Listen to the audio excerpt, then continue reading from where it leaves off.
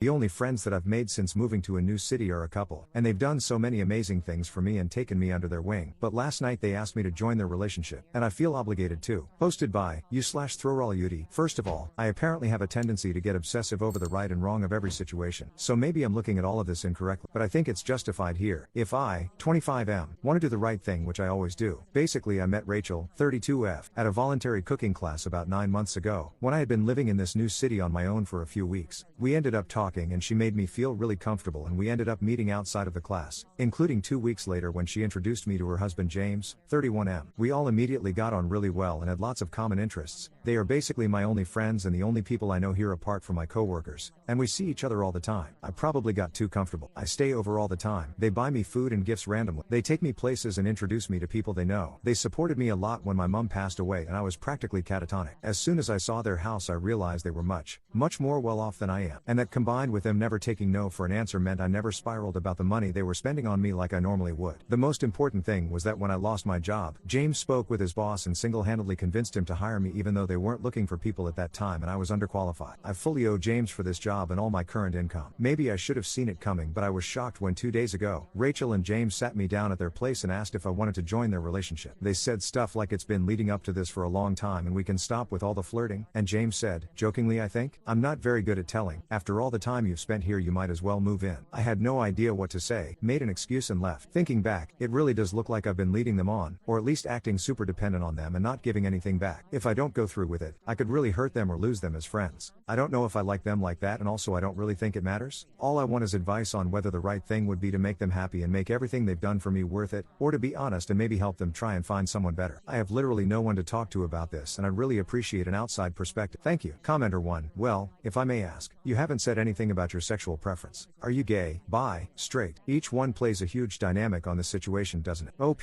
Oh yes, I'm sorry I didn't even think to include that. This probably isn't a very helpful answer, but I don't really know. I dated a girl in secondary school and that's about it. I'm not very good at sorting romantic feelings from platonic ones. I think I'm probably bisexual, but I don't like to think about it. It confuses me. Commenter 2.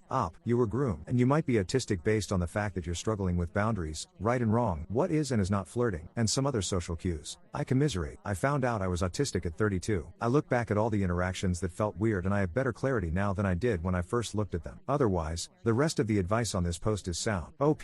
Hi, sorry if it's too late to reply. I don't know if I'm autistic. Sorry if this is too much to ask, but how did you go about finding out? And also, what would it change for me? I kind of don't see a point in knowing if it's not going to make me better at the things you mentioned. Maybe it's better not to know.